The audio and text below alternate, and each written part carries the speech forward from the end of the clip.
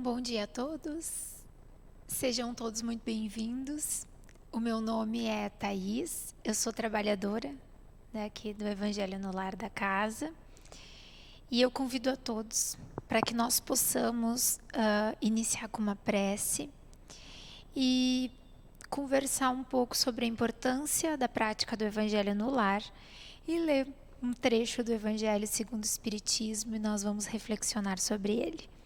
Então eu convido a todos para que nós fechemos os nossos olhos, agradecendo a Deus, agradecendo ao nosso Mestre Jesus, pela oportunidade da vida, pela oportunidade de estarmos encarnados, vivendo as experiências, aprendendo, evoluindo.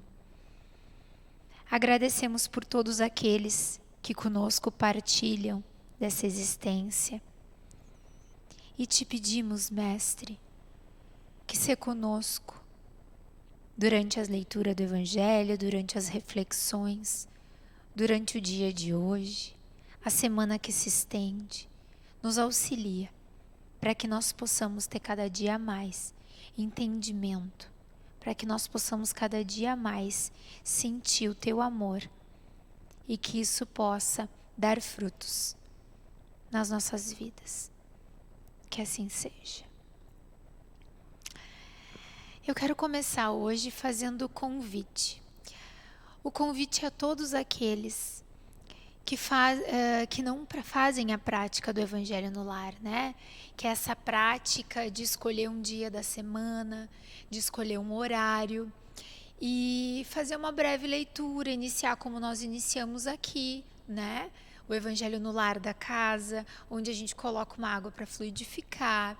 A gente inicia com uma breve prece, né? Agradecendo, pedindo o amparo, a fluidificação da nossa água, né? A limpeza do nosso lar e o entendimento para as palavras que vão ser lidas. E durante essa prática a gente faz uma breve leitura, né? Conversa sobre esse tema.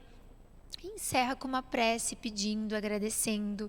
A gente pode pedir pelas pessoas, pelo planeta, pelas nossas questões, né? A família inteira pode participar. A gente convida a família, né? Não é uma coisa imposta, é um convite que se faz, assim como eu estou fazendo um convite a todos. Nesse momento, por exemplo, hoje nós vamos falar, nossa leitura se encontra no capítulo 15, para aqueles que quiserem acompanhar, que é o capítulo Fora da Caridade não há salvação, né? O capítulo central desse livro, onde a gente fala que no Espiritismo, né, o nosso lema, fora da caridade não há salvação. E hoje, nesse momento em que a gente está passando, por exemplo, a gente pode fazer a prática do Evangelho no Lar com a nossa família. Nós estamos tendo um ato de caridade conosco e com o outro, com os nossos familiares. Nós podemos, por exemplo, por chamada de vídeo, compartilhar esse momento com outros lares, né? Se unir para que esse Evangelho possa beneficiar outras pessoas, aquele irmão que mora sozinho, por exemplo, e que tem dificuldade de fazer o Evangelho no lar sozinho. Então, a gente pode hoje encontrar meios de trabalharmos, por exemplo, a caridade. A gente fala de caridade como um ato externo e a caridade, ela é uma virtude. Então, ela é algo sentido e que é exercitado através de ações de benevolência, de indulgência, de perdão, de beneficência, ou seja, fazer o bem, né? A arte de fazer o bem é um exercício que nos auxilia a trabalharmos a virtude da caridade, de sermos caridosos, né? Então, vai além do entendimento de simplesmente fazer algo, né? É algo sentido que se externa em forma de boas ações, de ações no bem. E a nossa leitura de hoje, ela é uma leitura que eu vou fazer ela na íntegra, que é o texto, o item 2, do capítulo Fora da Caridade não há salvação, que tem como título "O que é preciso para ser salvo, a parábola do bom samaritano. Jesus falava por parábola. Parábola significa lançar ao lado. Então ele usava as circunstâncias, ele usava aquilo que ele tinha daquele povo naquela época, ele usava os personagens, né? Aqui nós vamos ter o sacerdote, o samaritano, o levita, e usava questões do meio em que aquelas pessoas viviam, para que isso fosse um simbolismo que nós pudéssemos hoje estarmos estudando, entendendo mais da mente humana, com a evolução da ciência, e hoje ter um entendimento e com certeza com a nossa evolução cada vez maior de cada palavra, né? Jesus era um ser que ele praticava a caridade em todos os momentos, inclusive na síntese dessas palavras para que nós pudéssemos ter o entendimento, né? Então, eu vou fazer a leitura, que é o item 2, que diz assim: Então, um doutor da lei, tendo se levantado, disse-lhe para o tentar: Mestre, o que é preciso que eu faça para possuir a vida eterna?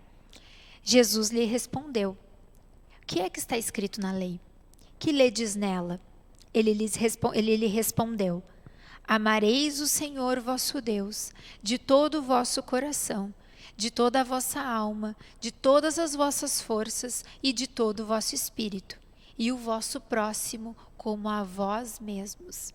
Jesus lhe disse: Respondeis muito bem, fazei isso e vivereis. Ou seja, procura fazer isso. Tu já conhece a lei, tu já entendeu, então agora procura fazer. E assim tu serás salvo, né? A gente sabe que a salvação, o nosso caminho até o reino de Deus, é um estado de espírito, né? É o reino de Deus nos nossos corações.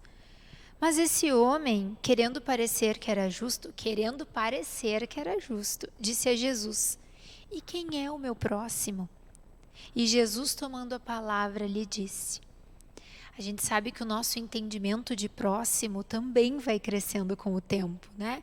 O próximo hoje pode ser o meu familiar, mas o próximo de Jesus eram todas as pessoas, eram todos aqueles que se aproximavam dele, né? Um homem que descia de Jerusalém para Jericó caiu na mão dos ladrões e o despojaram. Cobriram-no de feridas e se foram, deixando-o semi-morto. Aconteceu em seguida que um sacerdote descia pelo mesmo caminho e, tendo-o percebido, passou do outro lado. Um levita, que veio também para o mesmo lugar, tendo-o considerado, passou ainda do outro lado.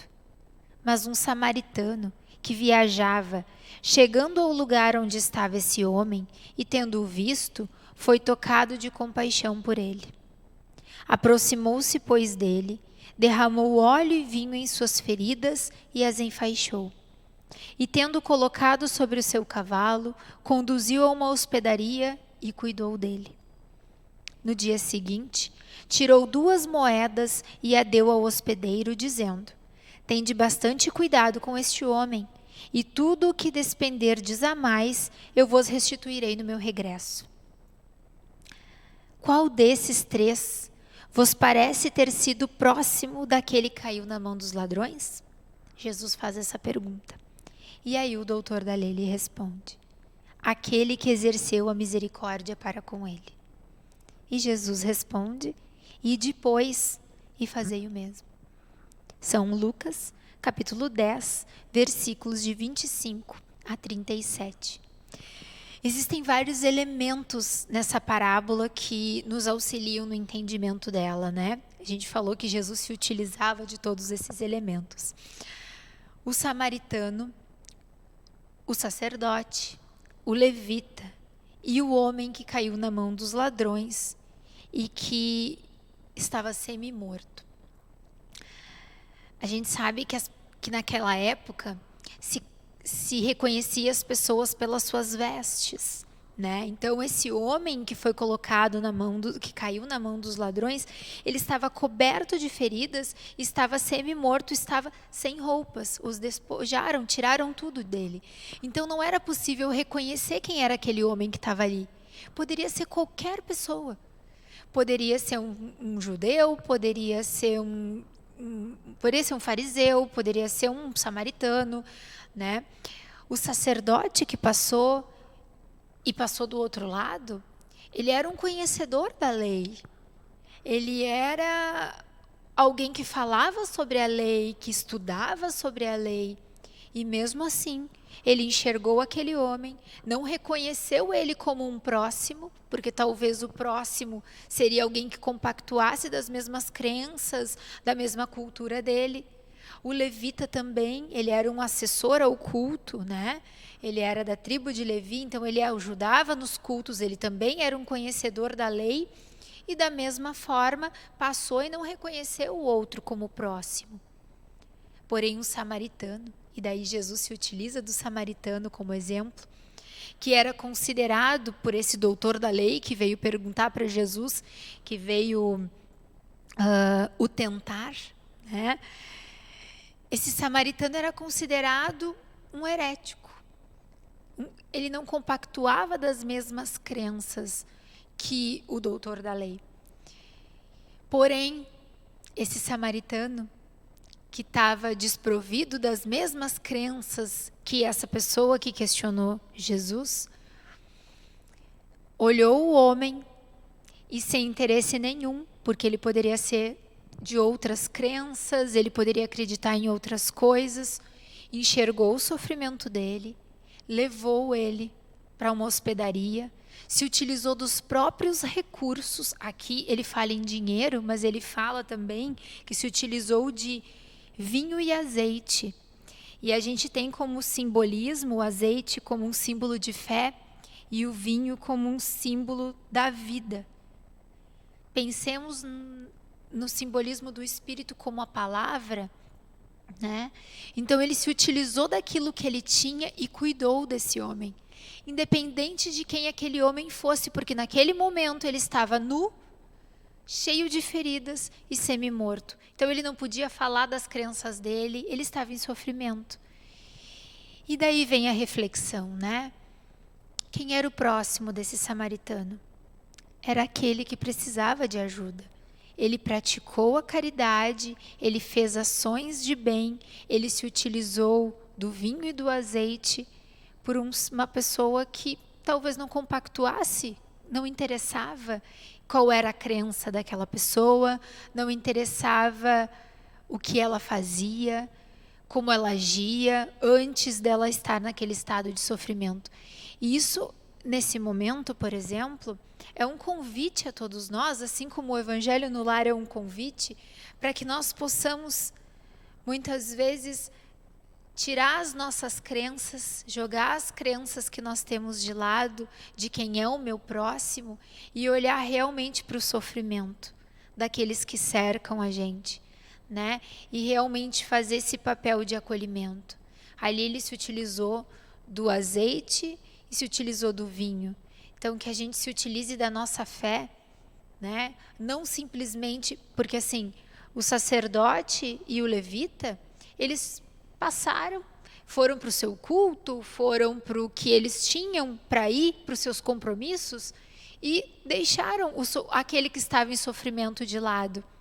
O samaritano, ele também estava em viagem, tanto é que depois ele diz, né, que ele tenha bastante cuidado, que eu vos despenderei no meu regresso. Ou seja, ele foi cumprir com aquilo que ele precisava fazer no mundo que ele precisava dar ao mundo, né? A gente não sabe qual era o compromisso desse samaritano, mas ele foi, cumpriu com o compromisso, porém o fato dele ter coisas a fazer do dia a dia dele, sabe-se lá o que era, mesmo assim, ele não deixou de despender um tempo para cuidar, para dar do que ele tinha, que era esse azeite, esse vinho, ou seja, a fé, a palavra, o cuidado, para aquele que estava em sofrimento, independente da crença ou de quem esse outro fosse. Então é um grande ensinamento para nós, né? Que a gente muitas vezes a gente está tão atarefado com as coisas que a gente tem para fazer do dia a dia, do nosso corre, que sim, a gente estuda, a gente estuda o Evangelho, a gente estuda o Espiritismo, a gente estuda sobre Jesus, mas a gente passa reto e não enxerga o próximo que está ali, independente da crença dele em sofrimento. E esse momento é um momento que nos convida, porque muitas pessoas estão em sofrimento, nós mesmos, porque essa caridade também é para conosco, né? A gente muitas vezes se pega no estudo, no trabalho e deixa de lado aquela parte nossa que sofre e que precisa de acolhimento, que precisa ser olhada com amor, que precisa ser abastecida do combustível da fé, né? Porque o azeite também servia naquela época para acender, né? O óleo para acender os candeeiros, para acender a luz. Então, uma caridade para com o outro, que começa conosco mesmo também, né? Então esse é um convite para que a gente possa entender cada vez mais as palavras do Evangelho e um convite à prática do Evangelho no lar, que sim, é o momento de nós muitas vezes acessarmos aquele que foi despojado, que está ali em sofrimento, mas também o do outro que convive conosco, ou hoje tendo a oportunidade até de compartilhar fora dos nossos lares, como foi dito. Então esse é o convite. Eu convido a todos para que a gente encerre então com uma prece, agradecendo a Deus, agradecendo a Jesus por ter nos deixado todos esses ensinamentos e pedir a Ti, Mestre, que nos auxilie para que cada vez mais a gente possa ler as Tuas palavras, ler os Teus ensinamentos e tirar dele o aprendizado para aquele momento, para que durante a prática do nosso Evangelho no lar, a gente possa cada vez mais estar sintonizados com essa equipe de amor, com esses Teus trabalhadores que se propõem a ir até os nossos lares, nos auxiliar na leitura do Evangelho, e que aqueles que nós sabemos que tem aqueles que conosco permanecem, os nossos mentores, o nosso anjo guardião, que eles possam cada dia mais ter acesso e que a gente tenha cada vez mais olhos de ver e ouvidos de ouvir o nosso próximo e a nós mesmos. Agradecidos que estamos, que assim seja.